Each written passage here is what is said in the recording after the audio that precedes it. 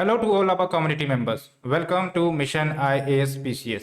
हम लोग good governance के टॉपिक को डिस्कस कर रहे थे और काफ़ी इंपॉर्टेंट टॉपिक भी है, चाहे वो गुड गवर्नेंस हो चाहे आपका ई गवर्नेंस हो। और ध्यान रहे, जब हम ई गवर्नेंस की बात करेंगे तो आगे वाले लेक्चर सीरीज में हम देखेंगे। और ई गवर्नेंस से जुड़ा अगर कोई आर्टिकल आता है, जैसे role of e governance on health care, role of e governance on administration, तो इस एंगल से आपको देखना होगा, बिकॉज ई गवर्नेंस एक इमर्जिंग टॉपिक है और कहीं पर भी इसका रोल हमें देखने को मिलेगा। ठीक है, तो हम लोगों ने बेसिकली गुड गवर्नेंस के बारे में देखा था, चर्चा किया था व्हाट इज गुड गवर्नेंस। और गवर्नेंस के बारे में मैंने आपको बता ही दिया है, basically delivery of the services. तो कितनी आसानी से, कितनी अच्छे तरीके से आप सर्विसेज को डिलीवर कर पाते हो, वो आपका गुड गवर्नेंस कहलाएगा। एग्जाम्पल भी मैंने दिया था कोचिंग इंस्टीट्यूट का, या फिर कोई ऐसे बिजनेस का जहाँ पर गवर्नेंस काफ़ी अच्छा है एज कम्पेयर टू कोई ऐसा बिजनेस जहाँ पर वीक गवर्नेंस है। तो प्रॉफिटेबिलिटी और ट्रस्ट लोगों में किसका ज़्यादा होगा, जो अच्छा गवर्नेंस या सर्विस दे रहा है पीपल को। तो इस हिसाब से हमने जज किया था। और जब हम बात करेंगे good governance at the angle of government, यानी कि गवर्नमेंट के एंगल से अगर हम बात करेंगे, तो गवर्नमेंट भी बहुत सारी सर्विसेज प्रोवाइड करती है ना, health care services, education services, या फिर आपका जुडिशियल सर्विसेज।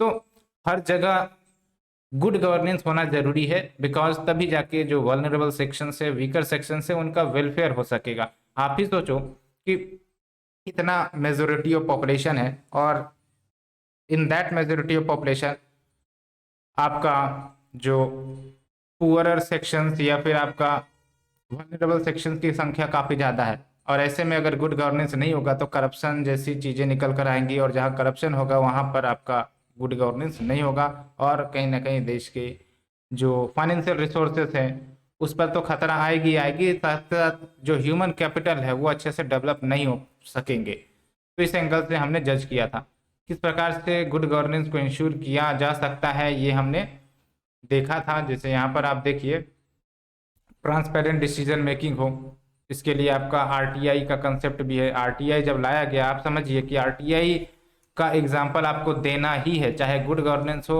या फिर आपका ई गवर्नेंस हो, तो वहाँ पर आपको RTI का एग्जाम्पल देना ही पड़ेगा, क्योंकि एक मेजर रिवोल्यूशन मान सकते हो एक प्रकार से, सिटीजन चार्टर के एंगल से, या फिर आपका गवर्नमेंट को अकाउंटेबल ठहराने के मकसद से, ठीक है, या फिर आपका जो राइट टू गेट इंफॉर्मेशन है उसके एंगल से। तो काफ़ी इंपॉर्टेंट रोल प्ले करता है आपका गुड गवर्नेंस। ठीक है, साथ ही साथ और क्या हमने देखा था, encourage use of RTI, being responsive, public accountability काफ़ी इंपॉर्टेंट है फॉर इंश्योरिंग गुड गवर्नेंस। ठीक है, और इसके लिए आपको भी पता है विजिलेंट इंडिया, प्रोस्पेरस इंडिया, आपका कैंपेन सब भी चलता है। और सिटीजन चार्टर, ये हमने आपको रिमेंबर करवाया था कि जो सिटीजन चार्टर है और सोशल ऑडिट है, ये काफ़ी ज़्यादा इंपॉर्टेंट कीवर्ड है, इसको ध्यान में रखना है। जहाँ पर ई गवर्नेंस आएगा तो आप वहाँ पर सिटीजन चार्टर को भी लिख सकते हो कि वैसा सिटीजन चार्टर को स्ट्रेंथन करता है। और साथ ही साथ सोशल ऑडिट के बारे में हमने आपको बताया था कि बेसिकली जो भी बेनिफिशियरीज है उनसे ही डायरेक्टली पूछा जाए कि आपको सर्विसेज का लाभ मिल रहा है या नहीं मिल रहा है, रेदर कि आपका जो ट्रेडिशनल वे है कि रिपोर्टिंग की जाती है, डाटा फैक्ट्स भेजे जाते हैं। ठीक है, जैसे एक बार इश्यू भी निकल कर आई थी कि जो टॉयलेट्स के कंस्ट्रक्शन है ना, कागज़ों में तो वो फुलफिल हो रहे थे जो नंबर्स थे, लेकिन रियल ग्राउंड में जाके देखा गया तो पता चला वहाँ पर टॉयलेट्स हैं ही नहीं। तो इस प्रकार से एंगल आप समझ सकते हो। तो होप यू अंडरस्टूड कैसे इंश्योर किया जा सकता है गुड गवर्नेंस। साथ ही साथ major initiative to promote good governance में आपका राइट टू इन्फॉर्मेशन, ठीक है, ये सबसे इंपॉर्टेंट टूल है। उसके बाद ई गवर्नेंस, ई गवर्नेंस जो हम देखने वाले हैं आगे के टॉपिक में, काफ़ी इंपॉर्टेंट टॉपिक है, हम तो कहते हैं BBI, ठीक है, गवर्नेंस के टॉपिक में।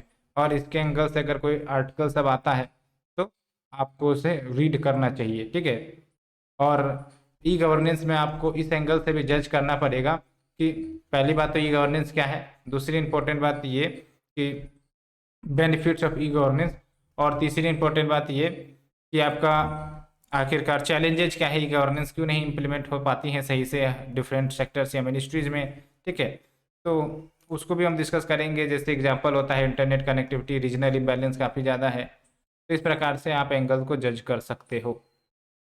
तो यहाँ पर आप देखिए e governance is covered dedicatedly, please refer the topic e governance, जो हम आगे देखने वाले हैं।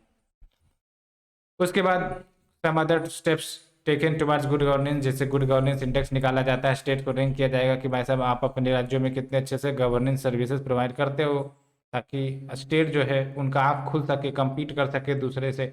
उसके बाद क्रिमिनल जस्टिस रिफॉर्म, जैसे EFIR फाइल करने का प्रोविजन किया गया है, ठीक है। And ease of doing business government promote कर ही रही है, ठीक है। ईज ऑफ डूइंग बिजनेस एक रिपोर्ट होता था, कौन रिलीज करता था, अब तो ये बंद हो गया, आप हमें कमेंट सेक्शन में बता सकते हो, ठीक है। उसके बाद आप देखोगे इनकम टैक्स या फिर GST, ये सब आपका ऑनलाइन फाइल होता है, तो ये भी कहीं ना कहीं जो गुड गवर्नेंस है या फिर ई गवर्नेंस है उसको इम्प्रूव करता है, ठीक है। सो हमने यहाँ तक ओवरव्यू देख लिया, ये ओवरव्यू देना काफ़ी ज़रूरी था ताकि आप समझ सको चीज़ों को अच्छे तरीके से। अब देख सकते हो यहाँ पर आपका टॉपिक है role of Panchayati Raj institution in bringing good governance.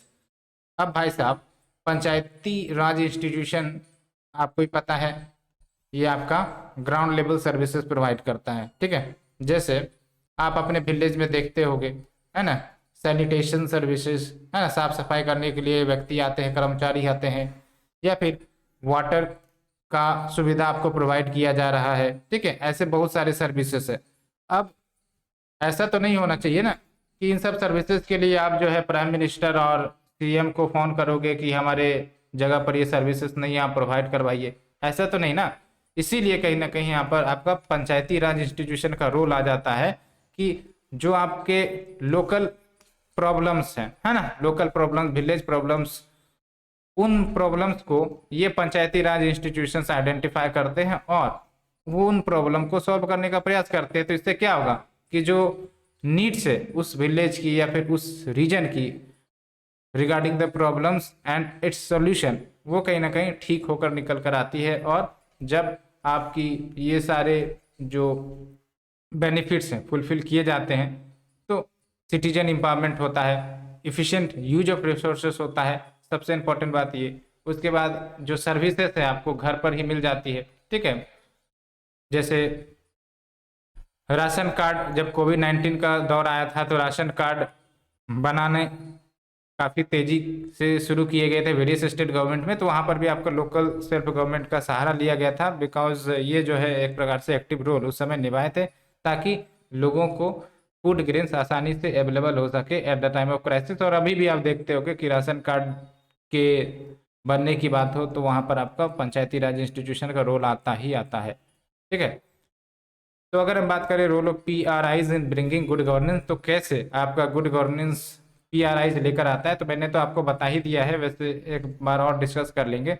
लेकिन ये कोट याद रखना, जैसे voice of the people is the voice of good, यानी कि लोगों का जो आवाज है उसको वॉइस ऑफ गॉड कहा गया है। और गांधी जी आपको भी पता है ना, लोगों में काफी ज्यादा विश्वास रखते थे, यानी कि collective voice of the people represent the voice of God, simple सा मतलब ये हुआ। उसी प्रकार से voice of panchayat is the voice of the people, है ना, यानी कि हम पंचायत को एम्पावर कर रहे हैं तो इसका मतलब वहाँ रह रहे लोकल पीपल्स, है ना, उनको एम्पावर कर रहे हैं ताकि वो अपनी समस्याओं को समझ सके, जो भी उनकी लोकल प्रॉब्लम्स है, और वो खुद दूर कर सके। इसी को कहते हैं ना सेल्फ रिलायंट विलेज, ठीक है। तो ये सब बातें आपको ध्यान में रखनी है। और गांधी जी का ही इन्फ्लुएंस रहा जिसके कारण आप देखते हो कि DPSP में पंचायती राज के प्रोविजंस भी थे, है ना, टू प्रमोट विलेज पंचायत का कंसेप्ट आपने DPSP में सुना होगा, और उसको कॉन्स्टिट्यूशनल स्टेटस दी गई 73rd कॉन्स्टिट्यूशनल अमेंडमेंट के माध्यम से, ये भी आपने सुना होगा। तो पंचायत के बारे में एक बात ये याद रखना है आपको कि ये बॉटम अप अप्रोच है, यानी कि नीचे से ऊपर हम जाते हैं। नीचे से ऊपर मतलब समझ रहे हो, ग्राउंड जीरो पर जो व्यक्ति बैठा हुआ है या फिर कुछ लीडर्स जो हैं उनको हमने चुन लिया और वो बेसिकली सर्विसेज अपने रीजन में अप्लाई करेंगे, रेदर की हायर अथॉरिटी जो है वो सर्विसेज प्रोवाइड करने की कोशिश करे। बिकॉज जब आपका टॉप अप अप्रोच होगा, है ना, एक होता है बॉटम अप अप्रोच, एक होता है टॉप अप अप्रोच। तो टॉप अप अप्रोच में क्या होगा कि जो आपके लोकल चैलेंजेज एंड नीड्स है उसको एड्रेस नहीं किया जाएगा, है ना। टॉप अप अप्रोच हमेशा यूनिफॉर्मिटी लाने का प्रयास करेगा, लेकिन हमें पता है ना रीजनल इम्बैलेंसेस, एरिया इम्बैलेंसेस काफ़ी ज़्यादा है, हर रीजन की अपनी अपनी समस्याएं हो सकती है, तो उनको डील करने के लिए आपका बॉटम अप अप्रोच होना जरूरी है, ठीक है।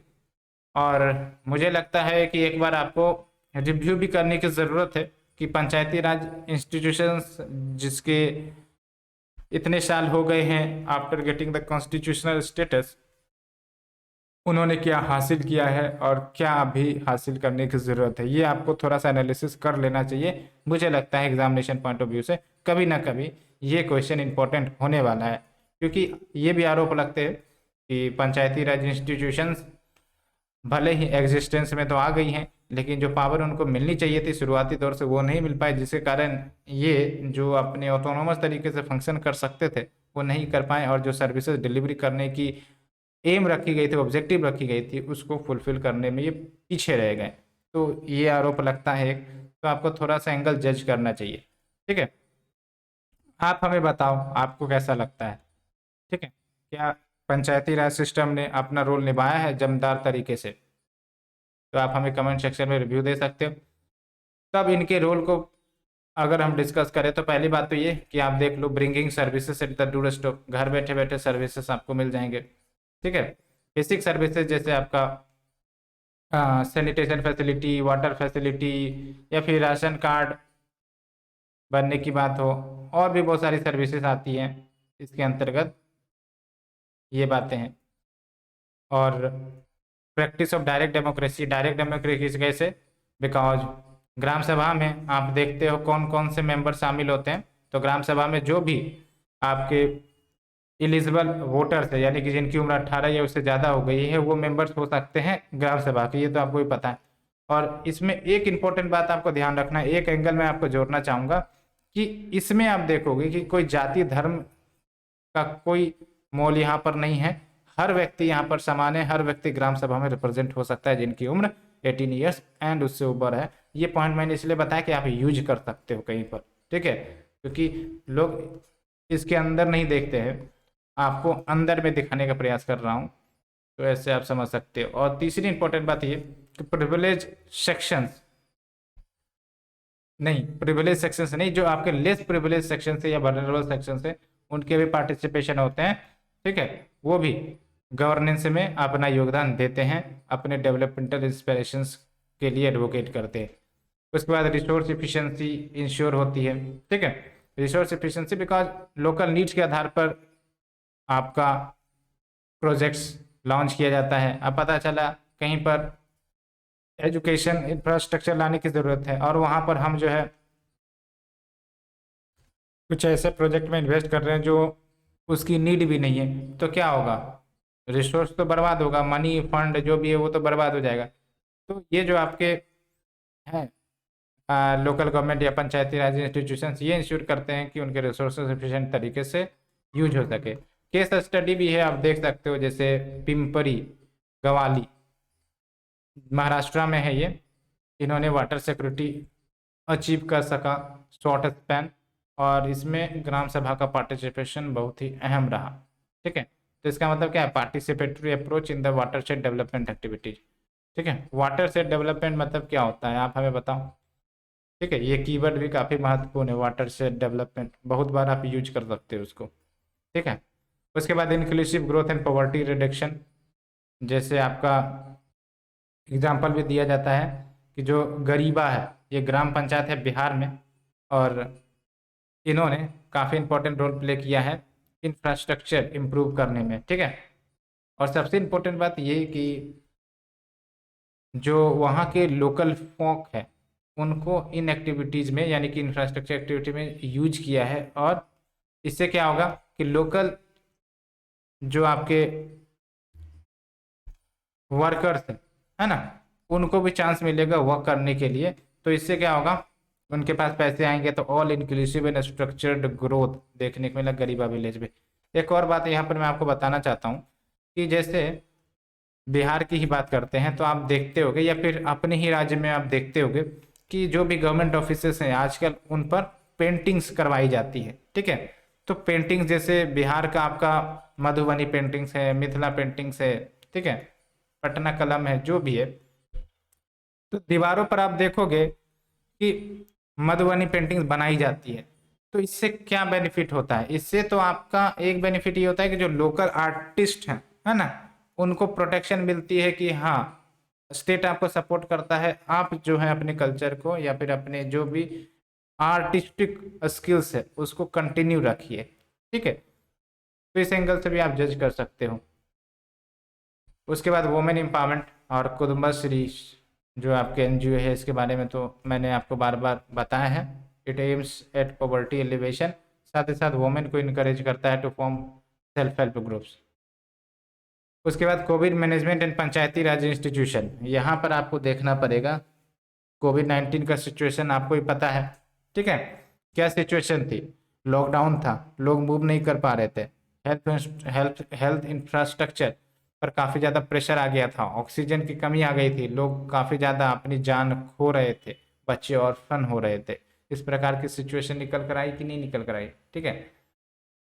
और एक ओवरव्यू हमने दिया। अब चलते हैं हम कि पंचायती राज इंस्टीट्यूशन ने क्या रोल निभाया। तो पंचायती राज इंस्टीट्यूशन का काफ़ी बड़ा रोल रहा है अगर हम कोविड मैनेजमेंट की बात करें, और केस स्टडी भी हम देखेंगे। जैसे कोविड-19 में एक तो इन्फॉर्मेशन डिसमिनेशन करना काफ़ी ज़रूरी था, है ना, कि भाई साहब करेक्ट इन्फॉर्मेशन हो कि कैसे आपको सोशल डिस्टेंसिंग मैनेज करनी है, ठीक है, कैसे आपको आइसोलेशन करना है। तो ये सब जब तक रूरल एरियाज के लोगों को बताया नहीं जाएगा तब तक इन्फेक्शन रुक सकेगी, नहीं रुक सकेंगे। बिकॉज कोविड-19 एक ऐसी सिचुएशन थी सबके लिए नई थी, किसी को नहीं पता था। शुरुआती दौर में आया तक कोई सोशल डिस्टेंस भी नहीं करते थे, लेकिन धीरे धीरे जब अवेयरनेस हुआ, ठीक है, तो सोशल डिस्टेंसिंग हुआ, मास्क पहनने लगे, वैक्सीनेशन लोग लेने लगे। तो इस प्रकार से आप चीज़ों को देखते हो। तो पंचायती राज इंस्टीट्यूशन का एक कंटेक्स्ट याद रखना है आपको कि कोविड मैनेजमेंट में इनका बड़ा रोल रहा है, ठीक है। और बहुत सारे स्टेट ने पंचायत को ही नोडल कोऑर्डिनेटिंग एजेंसी यानी कि मुख्य एजेंसी का टैग दिया फॉर कोऑर्डिनेशन, चाहे आपका हेल्थ सर्विसेज डिलीवरी करने की बात हो, इंफॉर्मेशन डिसेमिनेशन करने की बात हो, और टू डिटरमाइन कि जो भी वल्नरेबल कम्युनिटीज़ है उनको फूड सप्लाईज की एक्सेसिबिलिटी हो, कि जो भी फूड सप्लाईज वल्नरेबल सेक्शन से मिल रहे थे वो मिलते रहे, ठीक है। एलोंग विथ वॉट जो केंद्र सरकार ने प्रधानमंत्री गरीब कल्याण योजना चलाई थी, ठीक है, जिसमें फ्री डिस्ट्रीब्यूशन ऑफ राशन की बात की गई थी, तो वो भी बिना पंचायती राज के रोल के सक्सेस नहीं हो सकेगा, ठीक है। बिकॉज ये आइडेंटिफाई करते हैं बेनिफिशियरीज को, ठीक है, साथ ही साथ इनके साथ जो भी आपके ऑफिशियल सब होते हैं, है ना, वो सब इंश्योर करते हैं कि सर्विसेज डिलीवरी हुई या नहीं हुई। तो बहुत सारी बातें हैं, आप देखते हो कि आप लिंक कर सकते हो अपने लोकल एरिया गवर्नमेंट को, आपको चीज़ें सब समझ में आ जाएगी, ठीक है।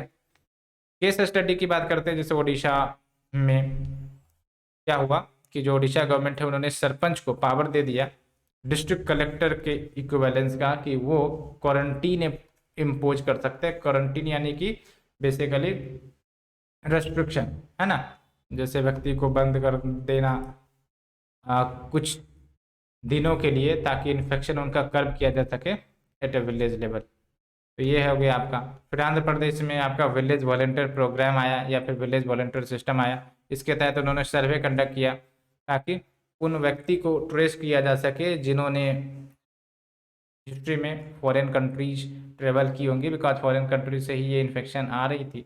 तो उनको ट्रेस अगर कर लेंगे, उसको आइसोलेट कर देंगे, तो जो कोविड-19 के इन्फेक्शन से उसको स्प्रीड होने से रोका जा सकेगा।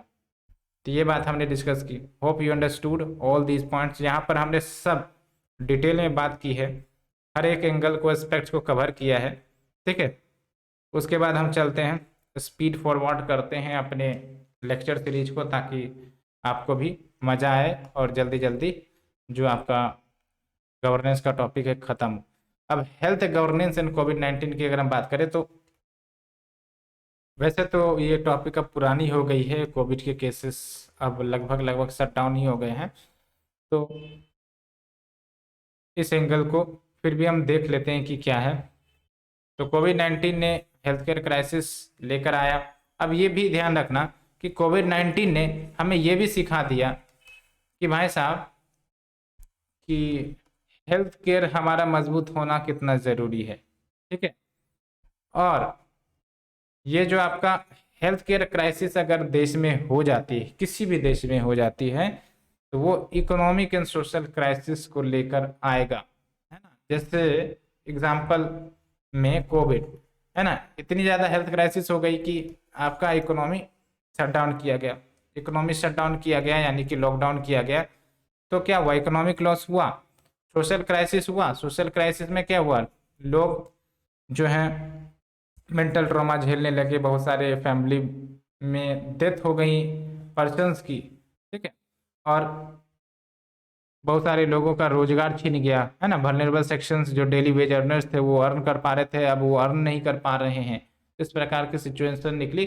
तो यहाँ से क्या पॉइंट निकलता है जो आपको समझने की ज़रूरत है कि हेल्थ क्राइसिस जो है आपका, हेल्थ केयर क्राइसिस अगर होता है तो उससे आपका इकोनॉमिक एंड सोशल क्राइसिस होता है। ठीक है, उसी प्रकार से आप प्रेजेंट रेलेवेंस से लिंक कर सकते हो कि अगर हमने हेल्थ केयर को अच्छा नहीं किया तो इसका मतलब क्या है कि इसका बर्डन हम economy as well as society पर देख रहे हैं। क्या आप लिंक कर सकते हो? बिल्कुल। तो यही बात हम आपको समझाने का प्रयास कर रहे हैं। इसीलिए हेल्थ केयर इंफ्रास्ट्रक्चर पर फोकस किया जाता है कि क्यों आप हेल्थ केयर सेक्टर को मजबूत करिए, बिकॉज वहां पर आपका ह्यूमन रिसोर्स तैयार होगा, मजबूत ह्यूमन रिसोर्स होगा। कोई बीमारी होगी तो उसको आसानी से डील किया जा सकेगा, तभी तो ये इकोनॉमी में कंट्रीब्यूट कर सकेंगे और सोसाइटियल वेलनेस में कंट्रीब्यूट कर सकेंगे। अगर हेल्थ ही नहीं है तो व्यक्ति का जो प्रोडक्टिविटी है, इफिशिएंसी है, एग्जिस्टेंसिबिलिटी है, वही खतरे में आ जाएगा, है कि नहीं है। तो ये बातें आपको ध्यान रखनी है, मैंने आपको ऐसे ही बता दिया। उसके बाद जैसे देख सकते हो भारत में सोशल डिस्टेंस कभी फॉलो नहीं किया गया था। उसके बाद जब ये आपका कोविड-19 आया तो सोशल डिस्टेंसिंग एक नया सिस्टम लेकर आया। और चलो ठीक है, जो वेल टू डू फैमिली थे वो सोशल डिस्टेंसिंग कर पा रहे थे, लेकिन जो आपके पुअर पीपल थे वो सोशल डिस्टेंसिंग कहाँ कर पाएंगे, है ना। डेली वेज अर्नर थे, फिर भी ये अर्न करने जाते थे। ठीक है, तो इनको हार्डशिप फेस करना पड़ा। और ये भी है कि कोई क्राइसिस होता है तो पुअरर एंड वल्नरेबल सेक्शन जब सबसे ज़्यादा उसे फेस करते हैं। ये सब बातें हैं। उसके बाद जो आपका नेशनल लॉकडाउन हुआ, इसने दो चॉइसेस लेबर को प्रोवाइड की। एक तो ये कि भाई साहब डेथ ड्यू टू हंगर, यानी कि इनके पास पैसे तो थे नहीं। ठीक है, साथ ही साथ इनकी जो भी अर्निंग होती थी डेली वेजेस से, डेली वर्क से, वो भी नहीं हो पा रही थी। तो भूखमरी की सिचुएशन इनके पास आ गई, जॉबलेसनेस की सिचुएशन आ गई, या फिर आपका कोरोना वायरस इनको इन्फेक्ट कर देगा तो इससे भी डेथ क्राइसिस आ सकती थी। तो ये प्रॉब्लम फेस कर रहे थे लेबर सेक्शन। ठीक है, और जब कोविड-19 आई तो इसने कहीं ना कहीं हेल्थ केयर इंफ्रास्ट्रक्चर पर काफ़ी ज़्यादा प्रेशर डाला। हमारे देश में already doctor to patient ratio काफ़ी कम है। ठीक है, नर्सेस टू पेशेंट रेशियो कह दो काफ़ी कम है। ठीक है, तो कोविड-19 के दौरान डिमांड डॉक्टर्स की और ज़्यादा बढ़ गई, नर्सेस पैरामेडिकल स्टाफ्स की और ज़्यादा बढ़ गई। ठीक है, तो इनको भी एड्रेस किया गया। ठीक है, और कहा जाता है ना कि भारत भारत की अलग ही पहचान है एक प्रकार से, कि जैसे हमें भी पता है कि उतनी ज़्यादा मजबूत हेल्थ केयर इंफ्रास्ट्रक्चर नहीं है भारत में। ठीक है, फिर भी जब ये क्राइसिस आया तो किस प्रकार से हमने जुगाड़ किया कि लोगों की जान बचाया जा सके। आपको याद होगा रेलवे ट्रेन की बॉगीज को एक प्रकार से हॉस्पिटल में तब्दील किया गया। ठीक है, ऑक्सीजन मोबिलाइज करने के लिए तरह तरह के इनोवेशंस किए गए। उसके बाद फिर आप देख सकते हो कि काफ़ी कम समय में वैक्सीन बना ली गई। ये सब भी भारत की अचीवमेंट है कि मुश्किल समय में भारत फिर भी टिका रहता है, मजबूत रहता है, खड़ा रहता है। यही तो भारत की पहचान है कि लाख मुसीबत हमारे पास आ जाती हैं but we remains stand still to face the problem, and definitely problems का अंत होना ही है जब हम खड़े रह जाते हैं सिचुएशंस को हैंडल करने के लिए। उसके बाद एब्समली नेशनल हेल्थ प्रोफाइल इन कोविड-19। तो इसमें ये डाटा आपको याद रखना पड़ेगा, ठीक है, ये डाटा आपको याद रखना पड़ेगा इसलिए बिकॉज हेल्थ केयर से रिलेटेड क्वेश्चन आता है तो यहाँ पर आप यूज कर सकते हो। ये सिर्फ कोविड-19 के लिए नहीं है, हेल्थ केयर सिस्टम के लिए है, आप डाटा इसको यूज करोगे।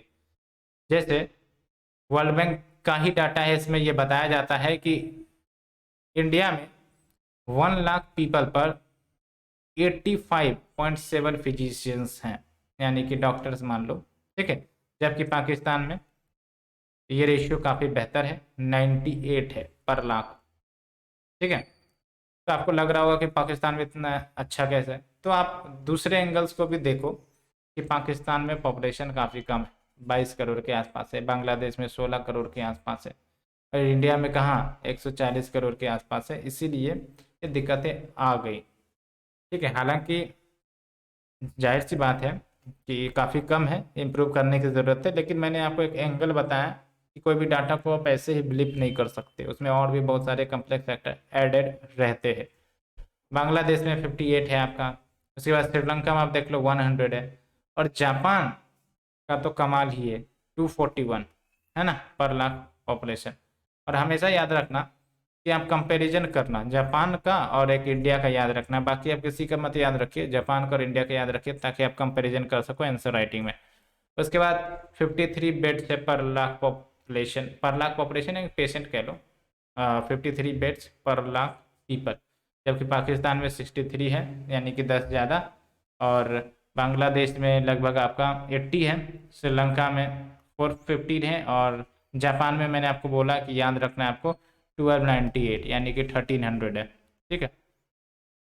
बाकी नर्सेस एंड मिडवाइफ्स जिनका काफ़ी ज़्यादा रोल रहता है ना, दवाइयाँ डिलीवर करने में या फिर पेशेंट के केयर में, ये आप भी देखते होगे, तो इसमें भी कहीं ना कहीं ये सिमिट्री देखने को मिलती है। इंडिया में काफ़ी कम रेशियो है ये, जैसे नर्सेस एंड मिडवाइफ्स पर लाख पीपल कितना है इंडिया में 172, जबकि जापान में अगर हम बात करें तो कितना है आप देख सकते हो 1220, है ना। साथ ही साथ और भी इंफ्रास्ट्रक्चर बोटलनेक्स हैं, रूरल एरियाज में आपको ये हेल्थ इंफ्रास्ट्रक्चर डॉक्टर्स हॉस्पिटल्स नहीं मिलेंगे, इसीलिए रूरल एरियाज में कोई बीमार पड़ता है तो या तो उनको रेफ़र किया जाता है बड़े सिटीज़ में, कैपिटल में, या फिर वो इलाज ही नहीं करवा पाते, है ना, हेल्थ केयर से वो वंचित रह जाते हैं। आप समझ के कोशिश करिए जो हम आपको बताना चाह रहे हैं, ठीक है। तो इसीलिए आप देखते होंगे कि रूरल एरियाज में खुद के डॉक्टर्स हो जाते हैं, यानी कि खुद में वो सजेशन निकाल लेंगे कि हाँ ये बीमारी है तो इसको ऐसे ठीक किया जाएगा, वैसे ठीक किया जाएगा, ठीक है। साथ ही साथ आउट ऑफ पॉकेट एक्सपेंडिचर भी जिम्मेदार होता है।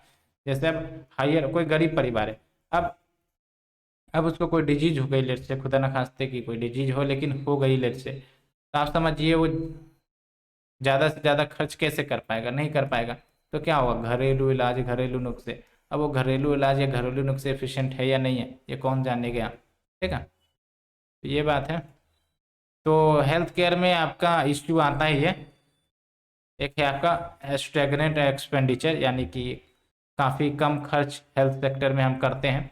एजुकेशन में हम अगर 4% ऑफ जीडीपी करते हैं तो हेल्थ में हम लगभग 1.5% ऑफ जीडीपी करते हैं, बस इसमें यही याद रखना है। और एक बात याद रखना है प्रीलिम्स के लिए कि हेल्थ आपका स्टेट सब्जेक्ट है, यानी कि स्टेट की जिम्मेदारी है कि वो अपने राज्य में मतलब अपने राज्य में हेल्थ को इंश्योर कर सके, बेटर हेल्थ फैसिलिटी सब लेके आ सके, ठीक है। तो ये भी इम्पोर्टेंट बात है। हालांकि सेंट्रल गवर्नमेंट भी टाइम टू टाइम स्कीम सब लेकर आती है, ठीक है। अब वो डिपेंड करता है कि स्टेट अडॉप्ट करे या ना करे। जैसे आपका आयुष्मान भारत जो योजना है ना, 5 लाख रुपये का हेल्थ इंश्योरेंस कवरेज जो दिया जाता है, ये सब बात है। और ये आपके हेल्थ एक्सपेंडिचर काफ़ी लंबे समय से स्टेगनेंट है, देख लो 2013-14 में 1% ही खर्च होता था, है ना, 2017-18 में 1.28%, अभी शायद 1.4% है, ठीक है। तो इतने में क्या आपका इंफ्रास्ट्रक्चर सुधरेगा, है ना, क्या आपके जो भी सर्विसेज हैं वो इम्प्रूव होगी, तो ये सब बातें हैं। उसके बाद आप देख लो नेशनल हेल्थ पॉलिसी, याद रखना है कि अगर गवर्नमेंट के क्या क्या इनिशिएटिव्स लिए जाते हैं हेल्थ केयर सेक्टर को इम्प्रूव करने के लिए, तो एक नेशनल हेल्थ पॉलिसी का आप मेंशन कर देना। नेशनल हेल्थ पॉलिसी में एक बात की गई है कि जो पब्लिक स्पेंडिंग है हेल्थ केयर पर उसको डबल किया जाएगा, इस उम्मीद में कि अगर हम डबल करते हैं स्पेंडिंग तो इससे आउट ऑफ पॉकेट एक्सपेंडिचर जो लोगों का है हेल्थ केयर के ऊपर वो आपका आधा हो जाएगा। आउट ऑफ पॉकेट एक्सपेंडिचर मतलब क्या है ना, कोई व्यक्ति है वो अपने जेब से कितना खर्च करता है, अगर कोई वो बीमार हो गया तो उसको हम कहते हैं आउट ऑफ पॉकेट एक्सपेंडिचर। ठीक है, और इंडिया में out of pocket expenditure patients के लिए काफ़ी ज़्यादा है। ठीक है, डिस्पाइट कि आपका इतने सारे गवर्नमेंट के द्वारा हेल्थ सर्विसेज प्रोवाइड किए जाते हैं। ठीक है, आप भी देखते होगे कुछ अगर डिजीज हुआ और थोड़ी बहुत अगर अच्छी इकोनॉमिक बैकग्राउंड है तो we consult to the private sector, not the government hospitals. ठीक है, यहाँ पर फिर आप देख सकते हो high out of pocket expenditure. High out of pocket expenditure में आपको डाटा याद रखना है कि जो WHO है, वर्ल्ड हेल्थ ऑर्गेनाइजेशन है ना, वो एस्टिमेट करता है कि 62% of the total health expenditure in India is out of pocket expenditure. यानी कि लेट्स से कि 100 करोड़ का हेल्थ केयर के ऊपर एक्सपेंडिचर किया गया, जो भी आपके पेशेंट्स हैं, चाहे वो फीस देने में हो, दवाई खरीदने में, जो भी हो, तो उसमें आपका 62% वो आपका आउट ऑफ पॉकेट एक्सपेंडिचर है, यानी कि जनता खुद अपने पॉकेट से पे करती है। ठीक है, यानी कि मोर देन 50%। तो ये सब बातें हैं। अब कोई गरीब परिवार है, अब सोचो कि 100 रुपये में अगर 62 रुपये उसने डॉक्टर को ही पे कर दिया। ठीक है, अब वो डेली वेज अर्नर है तो उसके पास क्या ही बचेगा, क्या ही वो शिक्षा में इन्वेस्ट करेगा, है ना, क्या वो न्यूट्रिशन में इन्वेस्ट करेगा। तो काफ़ी बड़ा इम्पैक्ट हमें देखने को मिलता है इसका। ये सब इंटरलिंक्ड है, साइक्लिकल है, एक दूसरे से जुड़े हुए, एक चक्री दूसरे चक्री से जुड़ी हुई है। ठीक है, एंड ये बात भी है जो मैंने आपको बताया भी कि जो मोस्ट वल्नरेबल सेक्शन है, चाहे पुअर हो, मार्जिनलाइज्ड हो, वो मोस्ट विक्टिम होते हैं हेल्थ इमरजेंसी का। ये आप कोट कर सकते हो, इसमें कोई डाउट नहीं है। ठीक है, आपने देखा भी होगा कि न्यूज़ में किस प्रकार से गंगा में, यानी कि जो गंगा रिवर है उसमें बॉडीज फ्लोट कर रही थी, है ना। ये सब कितनी ज़्यादा गंभीर सिचुएशंस, दुखद सिचुएशंस नज़र आई थी। ऐसा लग रहा था कि poor have no dignity of life. ठीक है, तो ये सब बातें हैं। और एक चीज़ें याद रखना है, inter state disparity in health care infrastructure. Inter state disparity यानी कि कुछ राज्य हैं जहाँ पर हेल्थ इंफ्रास्ट्रक्चर काफ़ी अच्छे हैं, लेकिन बहुत राज्य ऐसे हैं जहाँ पर हेल्थ इंफ्रास्ट्रक्चर ठीक नहीं है। Inter state disparity. ठीक है, जैसे बिहार की बात करें तो poorly equipped to deal with कोविड-19 क्राइसिस, बिकॉज हेल्थ इंफ्रास्ट्रक्चर तो गड़बड़ थी ही थी, साथ ही साथ इस प्रकार की इमरजेंसी सिचुएशन आई तो ओवर प्रेशर कर दिया हेल्थ केयर सिस्टम के ऊपर। ठीक है, इसलिए बिहार सरकार ने, आपको भी याद होगा या भी आप भी सुने होंगे कि होम आइसोलेशन का कंसेप्ट लाया गया। ठीक है, और एक बात बिहार के बारे में हम बताना चाहते हैं कि कितना भी मुश्किल आ जाती है बिहार के ऊपर, ठीक है, फिर भी अपने एंगल से मतलब हैंडल कर लेता है, ये भी एक अच्छी बात है। ठीक है, जैसे बिहार के लोग काफ़ी ज़्यादा मेहनती होते हैं। ठीक है, और अपने मेहनत के बलबूते, बिकॉज ये भी एक सिचुएशन है ना कि एजुकेशन सिस्टम बिहार में वीक है। अब कोई व्यक्ति, लेट से कि उनको प्रॉपर एजुकेशन चाहिए, लेट से कि कोई कम्पिटिटिव एग्जामिनेशन क्लियर करना है, तो उनको पहले तो अपना बेस बनाना पड़ता है। बेस बनाते बनाते उनको काफ़ी ज़्यादा समय बीत जाती है, उसके बाद वो कंपटीशन के लिए एलिजिबल होगा, compete करेगा। ठीक है, तो ऐसे में काफ़ी ज़्यादा समय इनका जाता है, काफ़ी ज़्यादा एनर्जी जाती है। ठीक है, लेकिन इनका डेडिकेशन काफ़ी ज़्यादा होता है। ठीक है, ये सब बातें हैं। तो वैसे भी आपको पता है Bihar is the land of Buddha, Bihar is the land of Mahavira. ठीक है, Bihar is the land of Mauryan empire, Gupta empire, सब यहीं पर फ्लरिश हुए थे। ठीक है, और एंशियंट इंडिया में आप देखो बिहार कितना ज़्यादा सिग्निफिकेंट था, है ना। बिहार की जो रोल थी आपकी कितनी महत्वपूर्ण थी कि जो भी रूलर्स थे वो रूल करते थे, है ना, at the centre of Bihar. ये सब बातें हैं। हालांकि अब स्थिति बदली है, फिर भी बहुत सारे सुधार करने की ज़रूरत है।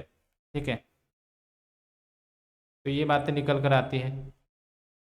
यहाँ पर आप देखिए एक सिचुएशन आपको मैं बताता हूँ। In Bihar one allopathic doctor serves 43 44,788 people, यानी कि अप्रोक्स मान लो 44,000 पीपल। एक डॉक्टर 44,000 लोगों को सर्व करता है। डॉक्टर का तो कल्याण होगा ही होगा, पेशेंट भी सही से डील नहीं किया जा सकेगा बिकॉज काफ़ी ज़्यादा वर्कलोड है।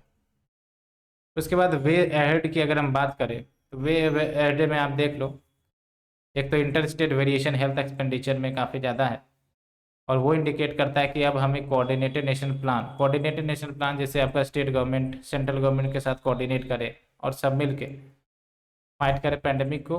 हालांकि पैंडेमिक तो ओवर हो गई है, लेकिन याद रख सकते हो कि अगर कोई भी हेल्थ केयर में इम्प्रूवमेंट करने की सजेशन अगर आपको देनी है तो coordinated national plan at central level, ये कंसेप्ट आप ऐड कर सकते हो, ठीक है। And distribution of constant resources, potential of telemedicine to provide access to remote area, ये आप ऐसे भी हेल्थ केयर रिफॉर्म्स में यूज कर सकते हो कि लेट्स से कि जहाँ पर डॉक्टर की फिजिकल प्रेजेंस नहीं है, इंफ्रास्ट्रक्चर नहीं है, तो वहाँ पर टेलीमेडिसिन के कंसेप्ट लाया जाए, है ना। डॉक्टर वीडियो कॉन्फ्रेंसिंग के माध्यम से बेसिकली पेशेंट को देख सके, ठीक है, सजेस्ट कर सके, उसके लिए आपको इंटरनेट कनेक्टिविटी चाहिए, ठीक है। ये सब भी बातें, और कोविड-19 के दौरान टेलीमेडिसिन काफ़ी ज़्यादा प्रचलित भी हुआ था, और साथ ही साथ mitigate information asymmetry in the health care, ठीक है।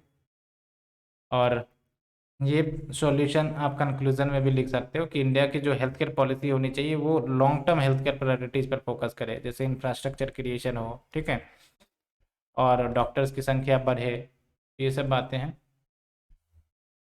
कंक्लूजन की अगर हम बात करें, वैसे तो कोविड-19 के रेस्पेक्ट में कंक्लूजन है, तो आप देख सकते हो कि मैं साहब कुछ भी कर लो, मोर्टेलिटी हमेशा अवॉइड होनी चाहिए, यानी कि मोर्टेलिटी यानी कि डेथ हमेशा अवॉइड होनी चाहिए, और उसके लिए हेल्थ केयर इंफ्रास्ट्रक्चर और रिवैम्प करिए, ऑक्सीजन अवेलेबिलिटी बढ़ाइए, वेंटिलेटर्स की प्रेजेंस बढ़ाइए, है ना, along with required logistics and ensuring clinical management protocol जो है वो फॉलो किए जाते हो अक्रॉस ऑल द हॉस्पिटल्स। ये बातें, तो ये हमने आपका टॉपिक ख़त्म किया, ठीक है। अब हम नेक्स्ट टॉपिक की तरफ जाएंगे, that is your e governance. तो ई गवर्नेंस पर हम जाएंगे, और ई गवर्नेंस काफ़ी इम्पोर्टेंट है, ठीक है, लेकिन काफ़ी आसान भी है, काफ़ी मज़ेदार टॉपिक भी है। बस आपको लिंक करना है, जो भी आप गवर्नमेंट सर्विसेज ऑनलाइन अवेल करते हैं वही आपका ई गवर्नेंस है, और जब ऑनलाइन अवेल करते हैं तो आपको क्या दिक्कत नहीं देखने को मिलती है, तो आपको बार बार ऑफिसेस विजिट करने की ज़रूरत नहीं होती है ना, लिमिटेड टाइम में आपको सर्विसेज मिल जाती है, ठीक है। साथ ही साथ आपको किसी को पैसा देने की ज़रूरत नहीं पड़ती है, ठीक है, तो ये सब बेनिफिट्स आपको मिल जाती है। साथ ही साथ सिटीजन एम्पावरमेंट, तो इस एंगल से आपको समझना है। तो बेसिकली ई गवर्नेंस को आप गवर्नमेंट के एंगल से देखना कि गवर्नमेंट के लिए क्या बेनिफिट है, सिटीजन के एंगल से देखना, बिजनेस के एंगल से देखना, एनवायरनमेंट के एंगल से देखना, ठीक है, टेक्नोलॉजी एंड इनोवेशन के एंगल से देखना, तो आपको चीज़ें क्लियर हो जाएगी कि ई गवर्नेंस का क्या सिग्निफिकेंस है। तो चलिए शुरुआत करते हैं ई गवर्नेंस से। आपको अगर लेक्चर सीरीज अच्छी लग रही है तो आप प्लीज़ सपोर्ट करें, शेयर करें हमारे चैनल को, और कमेंट करना बिल्कुल ना भूलें कि आपको लेक्चर सीरीज कैसी लग रही है, ताकि वी अंडरस्टैंड योर कंसर्न, ठीक है। तो जब हम इन ई गवर्नेंस की बात करते हैं तो पीएम नरेंद्र मोदी, इनका एक स्टेटमेंट है, आप समझ सकते हो इन स्टेटमेंट से क्या वेटेज है ई गवर्नेंस का। जैसे इनका कहना है, इन द इंफॉर्मेशन इरा यानी कि द वर्ल्ड ऑफ डाटा, ठीक है, the first mover did not matter, the best mover did. यानी कि अब ये मैटर नहीं करता कि किसी ने कोई कंपनी स्टार्ट की होगी, पहले स्टार्ट की होगी तो उसी का ग्रोथ होगा। अब जो है, जो बेस्ट है वो बेसिकली आगे बढ़ेंगे। जैसे आप देख रहे होंगे बहुत सारे जो आपके डिजिटल कंपनीज हैं, है ना, जो अभी रिसेंट में आए हैं और वो काफ़ी ज़्यादा ग्रोथ किए हैं, ठीक है, तो वो बात है। और along with what anyone can make a product anytime that disrupts all existing equations of the market, यानी कि इस इंफॉर्मेशन एरा की दुनिया में कोई भी कंपनी ऐसे प्रोडक्ट्स बना सकती है जो मार्केट पर अपना गहरा छाप छोड़ सकती हैं और वो बेसिकली अपने मार्केट पर पूरा कंट्रोल कर सकती है। इंडस्ट्रियल एरा में बाउंड्रीज मैटर करती थी, बिकॉज जो आपके बिजनेसेस हैं, है ना, वो कोई सर्टेन एरिया में ही रेस्ट्रिक्ट होते थे। लेकिन इंफॉर्मेशन एरा में बाउंड्रीज के बियॉन्ड, है ना, जैसे आप फेसबुक देख लो या फिर ट्विटर सब देख लो, जो भी है बियॉन्ड द बाउंड्रीज। ठीक है, तो ये बात है। तो अगर हम इंट्रोडक्शन की बात करें तो आप लिख सकते हो, उसके बाद डेफिनेशन। इंट्रोडक्शन में वही है कि भाई साहब ई गवर्नेंस की बात करते हैं तो इसमें टेक्नोलॉजी एक सबसे अहम रोल निभाएगा। ठीक है, और जो ई गवर्नेंस है वो सिटीजन के सर्विसेज को ट्रांसफॉर्म कर रही है by providing access to information, integrating various systems and services between government and citizens, and सबसे इंपॉर्टेंट बात, empowering and enhancing citizens social, environmental and economic value. Simple शब्दों में हम बात करें तो ई गवर्नेंस इज ए वे कि हम सिटीजन सर्विसेज को डिलीवर कर सके efficient as well as wider reachability. ठीक है, दो बातें हैं। अगर आपको डेफिनेशन लिखना है तो ये आप डेफिनेशन यूज कर सकते हैं वर्ल्ड बैंक का। तो वर्ल्ड बैंक डिफाइन करता है ई गवर्नेंस को कि जो भी गवर्नमेंट एजेंसीज है वो इंफॉर्मेशन टेक्नोलॉजी का इस्तेमाल करके जो रिलेशन है सिटीजन्स के साथ उसमें वो ट्रांसफॉर्मेशन लेकर आती है, बिजनेसेस के साथ रिलेशन है उसमें ट्रांसफॉर्मेशन लेकर आती है, या फिर अदर आर्म्स ऑफ गवर्नमेंट उसमें ट्रांसफॉर्मेशन लेकर आती है। तो ये बेसिकली ई गवर्नेंस आपका कहलाएगा। ठीक है, आज आप देखते हो घर बैठे बैठे वेरियस सर्विसेज अवेल कर पाते हो, जैसे आपका ड्राइवरी लाइसेंस अप्लाई करना हुआ, या फिर आपका वोटर आईडी में कुछ अपडेट करना हो, आधार कार्ड में कुछ अपडेट करना हो, ठीक है, कोई स्कीम के लिए अप्लाई करना हो, तो सब आजकल ऑनलाइन हो रहे हैं। या फिर आजकल आप देखते हो कि लोन लेना हो तो वो भी आपका डिजिटल प्रक्रिया हो रही है। तो ये सब क्या हो रहा है, ट्रांसफॉर्मेशन हो रहा है एक प्रकार से गवर्नमेंट का relation with the citizens businesses. ठीक है, जैसे बिजनेसेस की ही अगर हम बात करें तो सिंगल विंडो क्लियरेंस का कंसेप्ट है कि आपको हम काफ़ी लिमिटेड टाइम में जो भी प्रपोजल क्लियरेंसेस वो दे देंगे डिजिटली माध्यम से, आपको बार बार फिजिकल ब्रांचेज ऑफिसेस आने की ज़रूरत नहीं पड़ेगी। इससे क्या होगा, करप्शन सब भी रुकेगी। ठीक है, तो ये बात है। तो क्या क्या बेनिफिट्स रहेगा याद रखना, चाहे गुड गवर्नेंस हो या फिर आपका ई गवर्नेंस हो, दो तीन बातें आपको ध्यान रखनी है। अकाउंटेबिलिटी एंड ग्रेटर कन्वीनियंस, साथ ही साथ रेवेन्यू बढ़ सकती है। ठीक है, कॉस्ट सेविंग होगा, कॉस्ट सेविंग होगा लोगों का, सिटीजन्स का, एज वेल एज गवर्नमेंट का भी। ठीक है, तो ये सब बातें हैं। और सबसे इम्पोर्टेंट बात ये कि जो आपका ई गवर्नेंस है वो आपके लेवल ऑफ परफॉर्मेंस को भी इम्प्रूव करती है। और ध्यान रखना है ये जो आपका 5 मेन फीचर्स है ई गवर्नेंस का, जिसको आप स्मार्ट से याद रख सकते हैं, इसको रट लेना। ठीक है, स्मार्ट में क्या है, एज सिंपल, है ना, मोबाइल पर आप आराम से फॉर्म फिलअप करो, आपका सर्विसेज डिलीवर हो जाएगा। सिंपल है कि नहीं है, बिल्कुल सही। ठीक है, उसके बाद मोरल, मोरल यानी कि ये आपका एक प्रकार से एंटी करप्शन मेजर भी कह सकते हो, बिकॉज डिजिटल सर्विसेज में ट्रांसपेरेंसी रहती है। ठीक है, इसमें आपका जो मिडिल मैन है या फिर करप्ट ऑफिशियल्स, इनका कोई रोल ही नहीं रहेगा, बिकॉज आप डायरेक्टली गवर्नमेंट से इंटरेक्ट कर रहे हो, गवर्नमेंट सर्विसेज अवेल कर रहे हो। तो सबसे इम्पोर्टेंट बात ये भी है। उसके बाद अकाउंटेबल, अकाउंटेबल यानी कि परफॉर्मेंस क्राइटेरिया की विद इन टाइम लिमिट आपको सर्विसेज मिल जाएंगे। ऐसा तो नहीं होना चाहिए ना कि आपने कोई ड्राइवरी लाइसेंस अप्लाई किया और पता चला 400 साल बाद आपको ड्राइवरी लाइसेंस मिल रहा है, तो भाई साहब उस ड्राइवरी लाइसेंस का क्या फ़ायदा। उसके बाद रेस्पॉन्सिव होना चाहिए, रेस्पॉन्सिव यानी कि आपका लोगों ने रिक्वेस्ट की है तो वो रिक्वेस्ट फुलफिल भी होनी चाहिए, अटके नहीं रहने चाहिए मामले। नहीं तो पहले क्या होती थी, फाइलें प्रपोजल अटकी रह जाती थी, लेकिन अब कहीं ना कहीं ई गवर्नेंस के माध्यम से रिस्पॉन्सिव भी हुआ है। साथ ही साथ ट्रांसपेरेंसी होनी ज़रूरी है, यानी कि जो भी इंफॉर्मेशन पहले एक समय में सीक्रेट रखा जाता था, डिस्क्लोज नहीं किया जाता था पब्लिक को, अब वो पब्लिक को भी डिस्क्लोज की जाती है। वेरियस मिनिस्ट्रीज पर आप देखोगे डाटा, एम्प्लॉयमेंट के डाटा, ये सब आपको अवेलेबल हो जाएंगे, ठीक है, पॉवर्टी के डाटा। तो इससे क्या होता है, सिटीजन्स एम्पावरमेंट होता है ना। साथ ही साथ bringing equality and rule of law in the government departments, ये ध्यान रखना था। हाँ, 5 features: simple, moral, accountable, responsive, transparent. अब आपके मॉडल्स है, various models of e governance and initiative, इसको थोड़ा सा समझ लेना, कोई डिफिकल्ट नहीं है वैसे।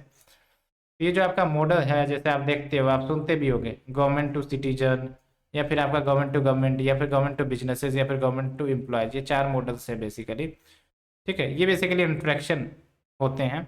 जैसे गवर्नमेंट टू सिटीजन की बात करें तो बेसिकली इसके अंतर्गत गवर्नमेंट के जो भी सर्विसेज वो जो सिटीजन को डायरेक्टली अवेल होते हैं, तो इसको हम गवर्नमेंट टू सिटीजन इंट्रैक्शन कहते हैं।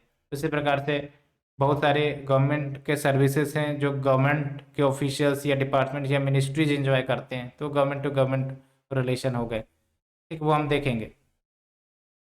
तो बेसिकली जो आपके सेकेंड एडमिनिस्ट्रेटिव रिफॉर्म कमीशन है, इन्होंने following type of e governance model identify किया, ठीक है। जैसे गवर्नमेंट टू सिटीजन, तो इसमें क्या होता है, जो भी गवर्नमेंट सर्विसेज हैं वो लोगों को प्रोवाइड की जाती है।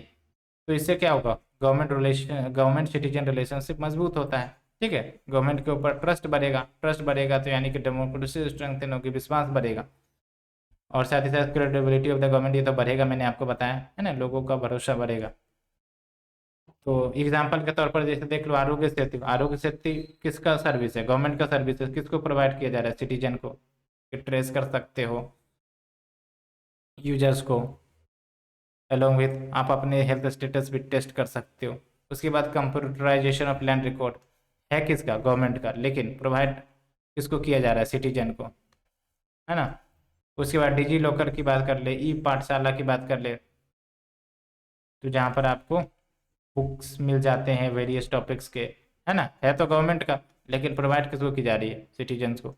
उसके बाद कोविन पोर्टल आप देख सकते हो। उसके बाद स्वामित्व योजना आप देख लो, क्या है स्वामित्व योजना, तो बेसिकली इसका फुल फॉर्म है survey of village and mapping with improve technology in village area. कहने का मतलब ये है कि ई प्रॉपर्टी कार्ड डिस्ट्रीब्यूट किए जाते हैं इस स्कीम के तहत, ठीक है।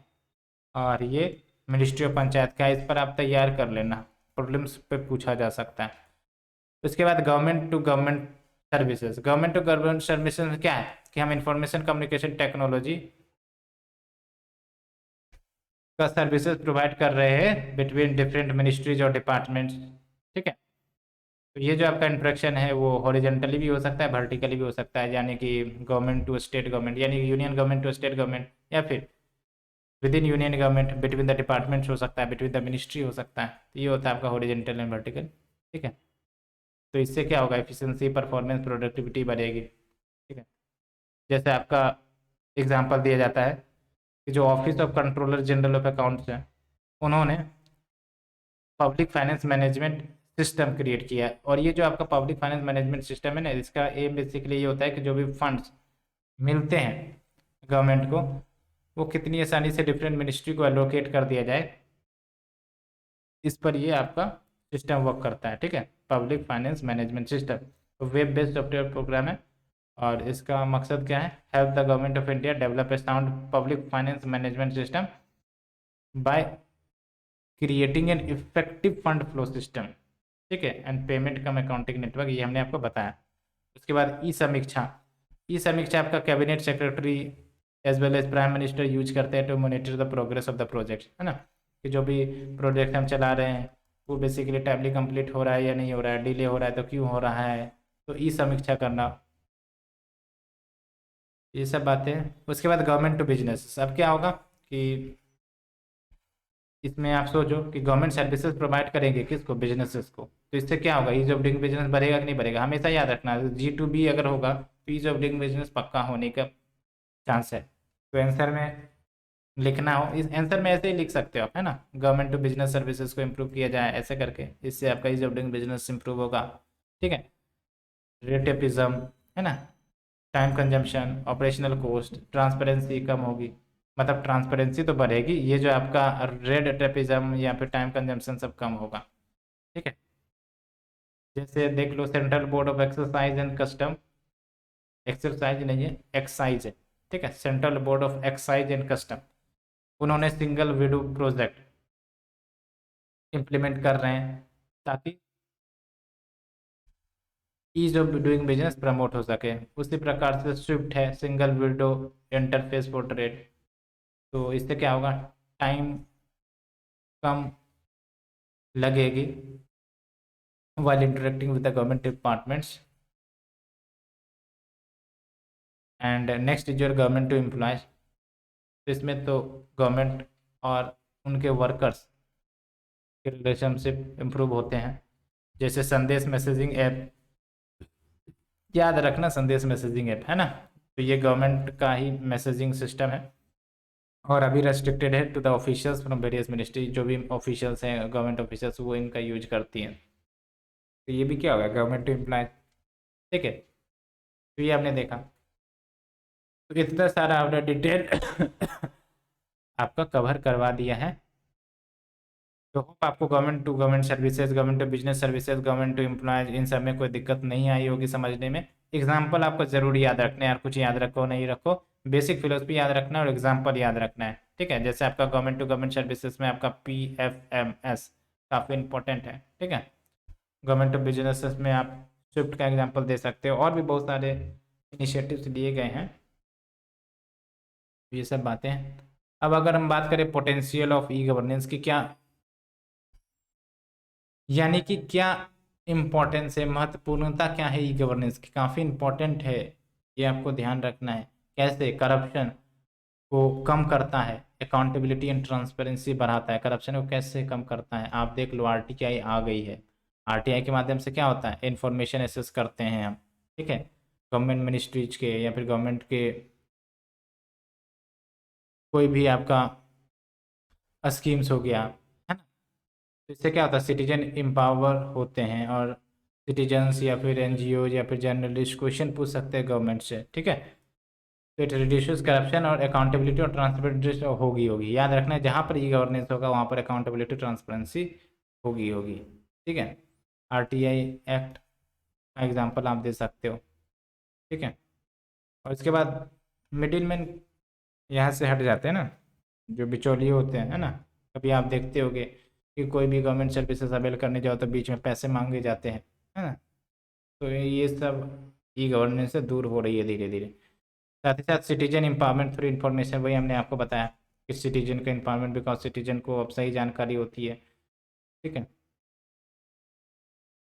कोई भी गवर्नमेंट सर्विसेज अवेल करना है तो आराम से वो ऑनलाइन अवेल कर सकते हैं, तो उनको दूसरे पर डिपेंडेंट होने की ज़रूरत नहीं पड़ेगी। तो सिटीजन एम्पावरमेंट, आज आप देख लो, गवर्नमेंट सर्विसेज आप अवेल करना चाहते हो या फिर कोई कास्ट सर्टिफिकेट बनाना चाहते हो, ठीक है, तो आप घर बैठे कर सकते हो। तो सिटीजन एम्पावरमेंट है।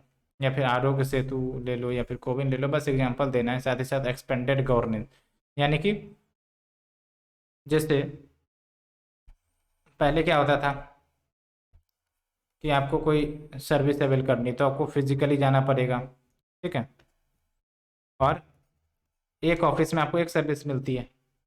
आज क्या है, एक ऐप है, जैसे उमंग ऐप की बात करें तो वैरायटी जब सर्विसेज एक ही प्लेटफॉर्म पर मिल जाती है, तो एक्सपेंडेड गवर्नेंस, ठीक है, make it easier to provide variety of public services, ठीक है, ये ध्यान रख सकते हैं। उसके बाद time bound delivery of services होती है ना। टाइम बाउंड अगर नहीं होगा तो फिर गवर्नेंस का फ़ायदा ही क्या है। उसके बाद प्लग लूप होल्स एंड लीकेजेज, तो जो लूप होल्स एंड लीकेजेज है ना, जैसे कहा जाता था कि घूस्ट बेनिफिशरीज काफ़ी ज़्यादा होते थे पहले, जब आपका डायरेक्ट बेनिफिट ट्रांसफ़र नहीं था। अब जब DBT आया तो बहुत सारे पैसे की बचत हुई।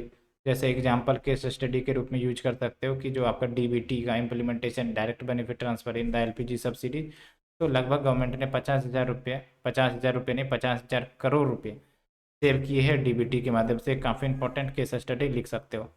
उसके बाद simplification of process and rules and regulation, जो भी नियम कानून है वो आसान हुए हैं। जैसे आपका सिंगल विंडो पोर्टल, है ना, फॉर बिजनेस प्रपोजल क्लियरेंस, ये सब लाया गया है, ठीक है। उसके बाद इंटरेक्शन को इम्प्रूव करता है with the industry and businesses, बिल्कुल सही, ताकि स्पीड अप हो सके वेरियस प्रोसेसेस जो इसेंशियल है फॉर द इंडस्ट्रियल ग्रोथ। अब इम्प्रूव नहीं होगा आपका relation with industry and businesses, तो फिर क्या होती थी, ब्यूरोक्रेटिक हर्डल्स, कोई भी प्रपोजल है तो उसको अचीव करने में डिले होती थी, ठीक है, तो हैम्पर करता था इंडस्ट्रियल ग्रोथ को। आज आपको काफ़ी फास्ट तरीके से क्लियरेंस मिलेगी, तो जाहिर सी बात है ये जॉब डूइंग बिजनेस बढ़ेगा कि नहीं बढ़ेगा। जैसे एग्जांपल है extensive use of ICT, information communication technology, to provide single window clearance, तो स्टेट्स इंप्रूव कर रही हैं जॉब डूइंग बिजनेस में, ठीक है। तो दो तीन बातें याद रखना, एक तो ट्रांसपेरेंसी अकाउंटेबिलिटी बढ़ेगी, करप्शन कम होगा, और साथ ही साथ ईज ऑफ डूइंग बिजनेस बढ़ेगी। ये सब भरकम कीवर्ड है ना, इसको याद रखिए बस। उसके बाद पर्सनलाइज्ड हेल्थ केयर, जैसे आपका आयुष्मान भारत डिजिटल मिशन है, ये हर एक नागरिक को यूनिक डिजिटल हेल्थ आईडी देता है, और ये हेल्थ आईडी बेसिकली यूनिक होती है। और इसमें क्या होती है, इसमें बेसिकली हेल्थ रिकॉर्ड होती है कि आप पहले कहाँ पर इलाज करवाए, क्या बीमारी थी, ठीक है, क्या दवाएं आपको प्रिस्क्राइब की गई थी। तो अगर आप कोई दूसरे डॉक्टर के पास भी जाते हो और डॉक्टर अगर इस हेल्थ आईडी को एक्सेस करता है आपके परमिशन के आधार पर, तो उनको पता चल जाएगा कि भाई साहब प्रीवियस बैकग्राउंड आपके डिजीज के क्या रहे हैं, उस हिसाब से आपको बेटर हेल्थ केयर सर्विसेज मिल जाएगी, ठीक है। तो ये बातें, apart from these few other significance of e-governance, automation of administrative process, तो जो भी एडमिनिस्ट्रेटिव प्रोसेसेस हैं वो आपका ऑटोमेट होता है। ऑटोमेशन हमेशा इफ़िशियंसी को बढ़ाएगा, ऑफिसर्स के अननेसेसरी डिले को रोकेगा। साथ ही साथ paper work reduction, quality of services, जैसे आपका ऑनलाइन रेडिएशन ग्रीवेंस मैकेनिज्म आजकल आप देखते हो, ठीक है, कि कोई भी इशू आई तो ऑनलाइन रोटेशन करेंसेस, जैसे आरबीआई जो है, आपने सुना भी होगा कि लेट से कि ये आपने पेमेंट किया, पेमेंट कट गया और आपके एक सर्टेन टाइम लिमिट के बाद वो क्रेडिट नहीं हुआ, ठीक है, या फिर आपके सोल्यूशन नहीं हुए, बैंक ने आपके सोल्यूशन नहीं किए, तो आरबीआई के ऊपर आप कंप्लेन दर्ज करवा सकते हो और वो आपका समाधान करेगा, है ना। तो इस प्रकार से सर्विसेज की क्वालिटी भी इम्प्रूव हुई है, ठीक है। साथ ही साथ वीडियो वीडियो टेली कॉन्फ्रेंसिंग के माध्यम से आपका प्रोजेक्ट मॉनिटर किया जाता है। तो फेस टू फेस कम्युनिकेशन भी कहीं ना कहीं इफेक्टिव सर्विस डिलीवरी इंश्योर कर रहा है ऑफिसर्स के द्वारा। उसके बाद हायरार्की का एलिमिनेशन हो रहा है, बिकॉज डिसीजन मेकिंग में इंफॉर्मेशन कम्युनिकेशन टेक्नोलॉजी ने सभी को इन्वॉल्व किया है, ऑल द स्टेक होल्डर्स। लेकिन कुछ लिमिटेशंस है ना, लिमिटेशंस कह सकते हो कि भारत आपको भी पता है ना डाइवर्सिटी वाला नेशन है, डाइवर्सिटी वाला nation in terms of languages, ठीक है। तो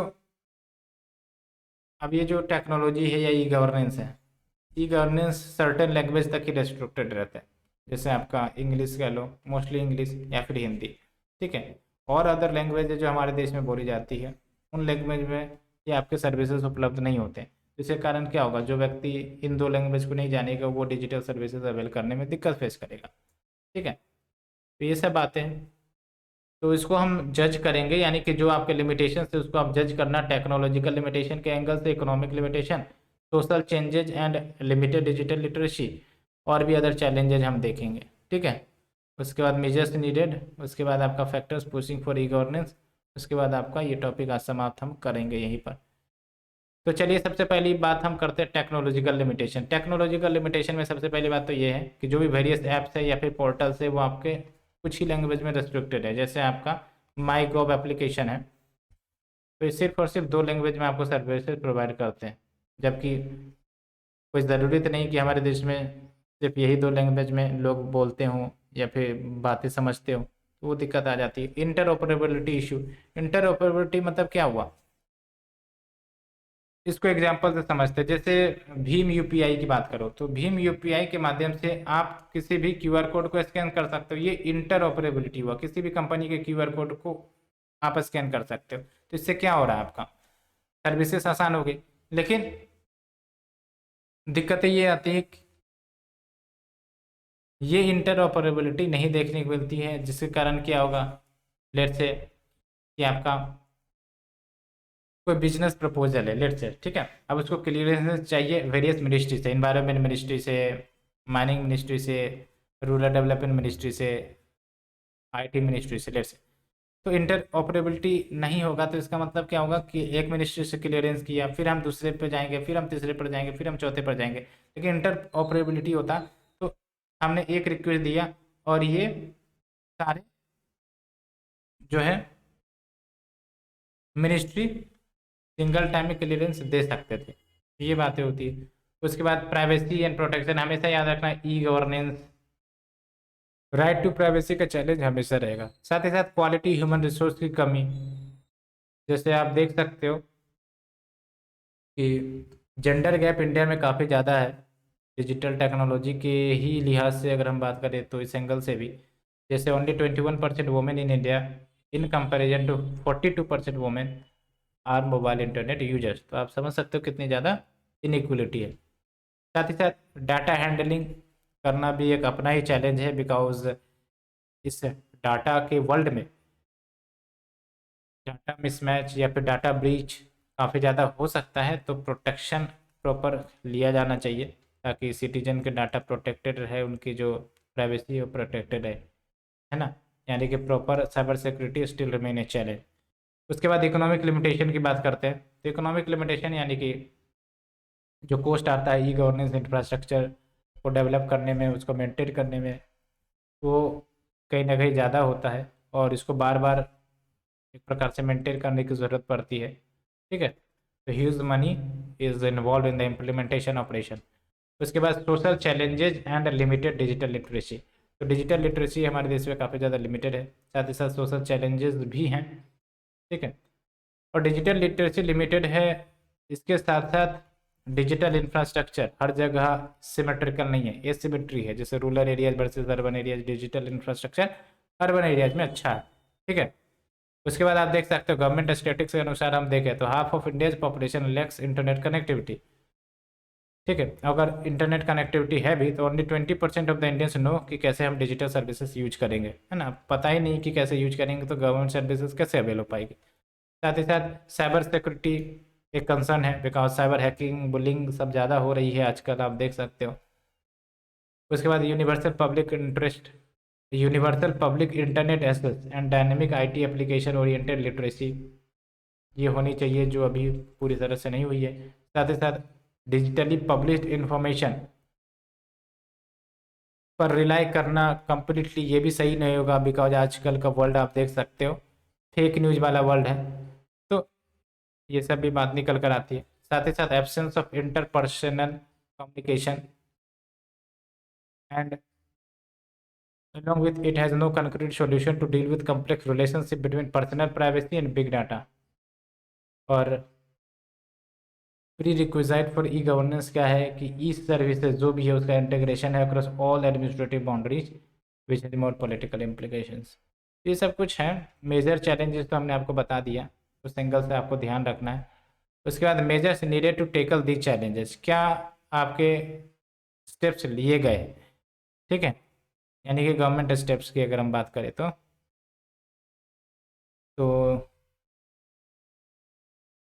जैसे आप देखो जो सेकेंड एआरसी रिकमेंडेशन है उन्होंने बेसिकली सजेशन दिया है, तो ऐसे भी आप यूज कर सकते हो कि suggestion given by second ARC,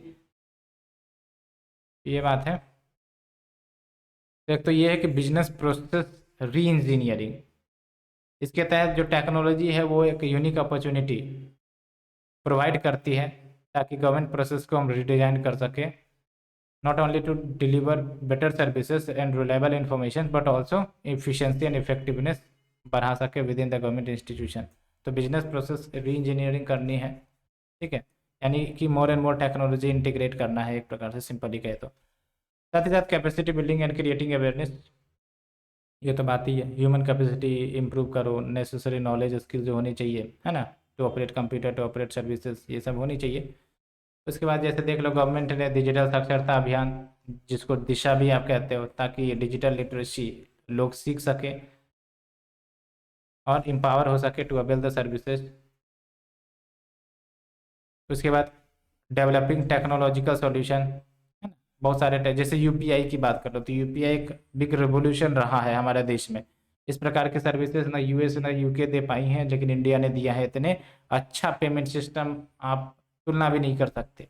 तो इस प्रकार के डेवलपमेंट टेक्नोलॉजिकल सोल्यूशन इंप्रूव किए जाने चाहिए और लाए जाने चाहिए। ठीक है, इफेक्टिव एंड एफिशिएंट इम्प्लीमेंटेशन हो। जैसे NITI Aayog and quality council of India ने ज्वाइंटली लॉन्च किया है national program and project management policy framework. इसके तहत रेडिकल रिफॉर्म्स लाने की बात है इन द वे जो इंफ्रास्ट्रक्चर प्रोजेक्ट एग्जीक्यूट किए जाते हैं इंडिया में। फिर monitoring and evolution of the E government projects, इस पर भी बात की जाती है। कहा जाता है कि जैसे लार्ज इंफ्रास्ट्रक्चर प्रोजेक्ट्स है उसको मॉनिटर किए जाते हैं ना अच्छे तरीके से, उसी प्रकार से जो भी आपके ई गवर्नमेंट प्रोजेक्ट्स है उसको भी इसी तरह से मॉनिटर किए जाए। ठीक है, इवन प्रोजेक्ट अगर कंप्लीट भी हो जाता है तो कांस्टेंट मॉनिटरिंग होनी चाहिए टू इंश्योर कि जो भी कंपोनेंट है वो फंक्शन कर रही है एज पर द डिजाइन। और फिर आप देख लो प्रगति प्लेटफॉर्म है ही है इसके लिए। प्रगति प्लेटफॉर्म आपने सुना भी होगा, है ना। इसके तहत रियल टाइम मॉनिटरिंग की जाती है progress of the ongoing developmental works. तो इससे क्या होता है, अकाउंटेबिलिटी फिक्स होती है। साथ ही साथ इंटर ऑपरेबिलिटी इशू को ठीक करिए। जैसे आपका नेशनल ई गवर्नेंस प्लान है, ये गवर्नमेंट डाटा को प्रोटेक्ट करेगा इंटरऑपरेबिलिटी प्रोवाइड करके between various e governance applications and factors pushing for e governance. और क्या क्या फैक्टर्स होंगे जो ई गवर्नेंस को प्रमोट करेंगे, तो डिजिटल पॉपुलेशन को बढ़ाइए, यानी कि डिजिटल लिटरेसी बढ़ाइए। Affordable smartphone and internet access होना चाहिए। डिजिटल सर्विसेज को बढ़ा दीजिए ताकि more and more services digital हो जाए, ऑनलाइन हो जाए और लोग और अच्छे से अवेल कर सकें। जैसे टेली मेडिसिन हो गया, है ना, कोविड-19 में यूज किया गया। उसके बाद डिजिटल इकोनॉमी एक प्रकार से बढ़ रही है। जैसे आप देख सकते हो डिजिटल पेमेंट वॉल्यूम, जैसे यूपीआई, भीम यूपीआई सबसे जो पेमेंट हो रहा है काफ़ी ज़्यादा तेज़ी से बढ़ रहा है। कोविड-19 एक्सेलरेटिंग डिजिटाइजेशन, है ना। जैसे कोविड-19 के दौरान आप देखते रहते होगे पे करते थे आप ऑनलाइन, है ना। तो इससे आपका क्या हुआ, डिजिटाइजेशन इंप्रूव हुआ। साथ ही साथ इंटरनेट एजुकेशन एक्सेसिबिलिटी बढ़ी, डिजिटल एजुकेशन बढ़ा। उसके बाद देख लो the report future of technology services navigating the new normal. ये रिपोर्ट है, इन्होंने कहा है कि 80% जंप हुआ है क्लाउड स्पेंडिंग में and 15% in customer experience during the initial phase of pandemic. तो ये कहीं ना कहीं growth of technology during COVID इसको शोकेज कर रहा है ना। डिजिटल एडॉप्शन की तरफ लोग बढ़ रहे हैं, कंपनी बढ़ रही है, बिजनेसेस बढ़ रही हैं। आप देखो कितने सारे एजुकेशनल इंस्टीट्यूशन यूट्यूब पर आ चुके हैं, है ना। ऑनलाइन एप्स, वेबसाइट्स क्रिएट करके वो सर्विसेज प्रोवाइड कर रहे हैं, है ना। डॉक्टर सबको भी देख सकते हो आप। तो ये बात है। तो during the pandemic traditional and perceived barrier to digital transformations जैसे technology maturity employ imposition to change, ये सब आपका धाराशायी हो गया। मतलब ये है कि पैंडेमिक जब आया तो ये सब जो आपका रुकावटें थी, है ना, कि वैसे अब टेक्नोलॉजी अभी कोई खास आई नहीं है जिसको हम यूज कर सके, प्राइवेसी का इशू होगी, ये इशू होगा। साथ ही साथ एम्प्लॉय भी इसको यूज नहीं करना चाहते थे, तो ये सब आपका समाप्त हो गया और लोग जो है टेक्नोलॉजी को अडॉप्ट करने लगे, ई गवर्नेंस इंप्रूव होने लगा और बेटर सर्विसेज सिटीजन्स को मिलने लगी। जैसे हमने तो गवर्नमेंट के लेवल पर बात करी, प्राइवेट के लेवल पर आप देख लो कितनी बढ़िया सर्विसेज आपको मिलती है ई गवर्नेंस के माध्यम से। जैसे बैंक अकाउंट खोलना हो तो ऑनलाइन बैंक अकाउंट खोलाया जा सकता है, लोन लेना हो तो ऑनलाइन लिया जा सकता है, ठीक है, एजुकेशन लेना हो तो ऑनलाइन लिया जा सकता है, हेल्थ कंसल्टेंस लेना हो तो लिया जा सकता है। तो ये सब बेनिफिट्स हैं जो हमने देखा। तो इस प्रकार से हमने पूरा टॉपिक ख़त्म किया यहाँ तक, ठीक है। काफ़ी लंबा लेक्चर चला, लेकिन 3 दिन में मैंने प्रोवाइड किया, इसलिए सोचा कि एक बार में ही इसको धाराशायी किया जाए। तो हैंस आपका ये टॉपिक कंप्लीट होता है। अब कुछ कुछ छोटे छोटे टॉपिक है recent important e governance initiative जो गवर्नमेंट के द्वारा लिए गए, ये सब ध्यान रखना है, ठीक है। वो हम डिस्कस कर देंगे आपको, जैसे प्रगति है, बेनिफिट्स ऑफ प्रगति, ये हम देखेंगे। चलो इसको ख़त्म कर ही देते हैं, ये अगर हाईलाइट किया हुआ है मैंने पढ़ा भी है तो इसको ख़त्म कर ही देते हैं। तो क्या recent important e governance initiative, और ये अपडेट करने की ज़रूरत है बार बार, है ना। कुछ नए अगर इनिशिएटिव लॉन्च किए हैं तो इसको भी अपडेट कर लेना। तो पहला आपका Pragati proactive governance and timely implementation. तो एक ये प्लेटफॉर्म है जो आईसीटी यानी कि इंफॉर्मेशन कम्युनिकेशन टेक्नोलॉजी पर आधारित है, और ये आपका सेंट्रल और स्टेट गवर्नमेंट को भी इन्वॉल्व करता है। और सबसे इम्पोर्टेंट बात यह है कि इसमें वीडियो कॉन्फ्रेंसिंग जियो स्पेशियल टेक्नोलॉजी के माध्यम से प्रोजेक्ट इम्प्लीमेंटेशन को ट्रैक किया जाता है। थ्री टायर्ड स्ट्रक्चर है इसमें, पीएमओ, यूनियन गवर्नमेंट सेक्रेटरीज और chief secretary of the state. That's why कहा जा रहा है कि स्टेट भी इसमें इन्वॉल्व होते हैं। तो ऑब्जेक्टिव क्या है, ग्रीवेंस रिड्रेसल, प्रोग्राम इंप्लीमेंटेशन सही से हो रहा है या नहीं हो रहा है, प्रोजेक्ट मॉनिटरिंग करना। तो बेनिफिट्स क्या होगा, बेनिफिट्स यही होगा कि कोऑपरेटिव फेडरलिज्म, बिकॉज स्टेट और सेंटर दोनों एक साथ एक प्लेटफॉर्म पर है और मॉनिटर कर रहे हैं प्रोजेक्ट को, तो कोऑपरेटिव फेडरलिज्म प्रमोट होगी। जहां पर स्टेट और सेंटर का आप कोऑपरेशन देखोगे वहां पर चिपका देना आपका कोऑपरेटिव फेडरलिज्म प्रमोट हो रहा है, ठीक है। And it brings together secretaries of the government of India and chief secretaries of the state, ये तो हमने देखा ही। साथ ही साथ ई ट्रांसपेरेंसी एंड ई अकाउंटेबिलिटी आएगी, है ना, करप्शन कम होगा, ठीक है, और efficient implementation of the project होगा, टाइमली इम्प्लीमेंटेशन ऑफ प्रोजेक्ट होगा। और फॉरवर्ड थिंकिंग प्रोजेक्ट है ई गवर्नेंस की दुनिया में, गुड गवर्नेंस की दुनिया में। गुड गवर्नेंस के लिए भी एग्जाम्पल आप यूज कर सकते हो प्रगति को, लेकिन कुछ चैलेंजेज हैं, जैसे जो आपका टू वे कम्युनिकेशन होता है प्राइम मिनिस्टर का विद द स्टेट सेक्रेटरीज, इसमें आपका स्टेट पॉलिटिकल एग्जीक्यूटिव्स जैसे आपका जो स्टेट गवर्नमेंट है वो इन्वॉल्व नहीं होते हैं, तो ये दिक्कत है। साथ ही साथ इस पर आरोप भी लगता है कि it is resulting in the centralization of the power in the PMO extra constitutional office, but no need to remember, ऐसा कुछ क्वेश्चंस आने वाला है नहीं।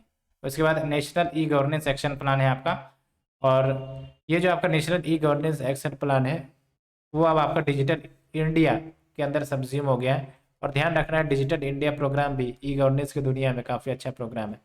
क्या ऑब्जेक्टिव्स है आपका national e governance action plan का, तो डिजिटल टेक्नोलॉजी प्रोवाइड करो, है ना, जो लोगों के लिए मददफुल हो सके। उसके बाद गवर्नेंस एंड फैसिलिटीज प्रोवाइड करो टू इंश्योर कि every person has internet accessibility, making technology की इनेबलर।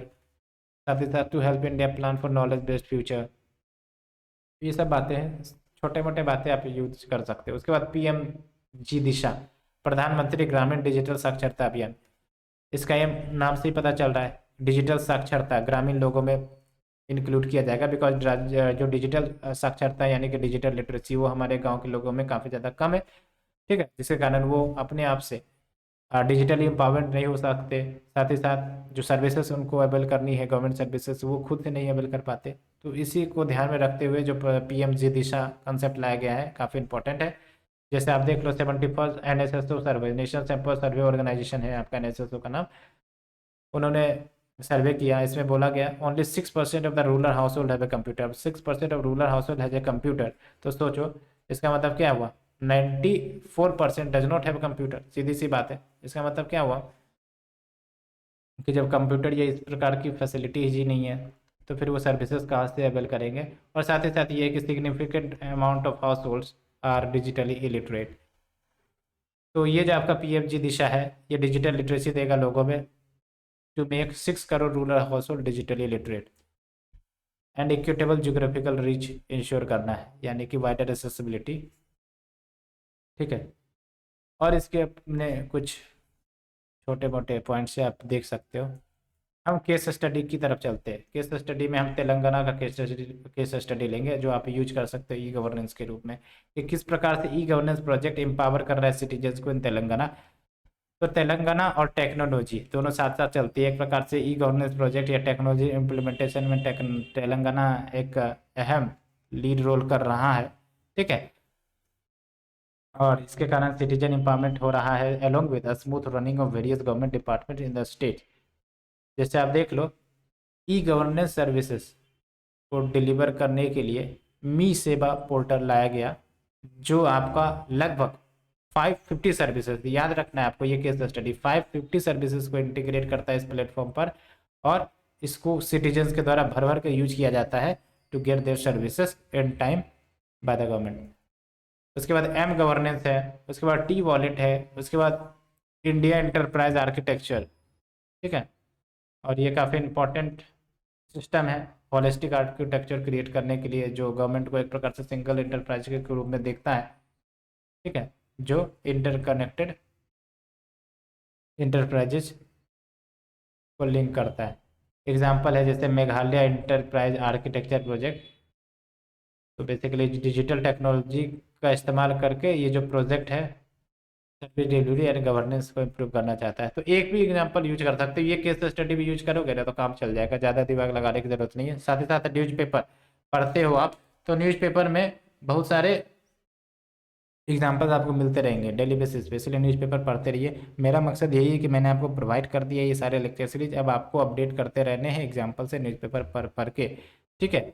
ये ध्यान रखना। Hope you understood. यहाँ तक हमने लेक्चर सीरीज आपको कंप्लीट कर दिया है। आपका कोऑपरेशन काफ़ी इंपॉर्टेंट है। जल्दी से शेयर करिए, लाइक करिए, कमेंट करिए और बताइए कि कैसा आपको ये लेक्चर सीरीज लग रहा है, क्या आपको आनंद आ रहा है या नहीं आ रहा है, दोनों बताइए, ठीक है। तो फ्रेंड्स आज के लिए इतना ही, मिलते हैं अपने नेक्स्ट लेक्चर सीरीज में। आज के लिए धन्यवाद।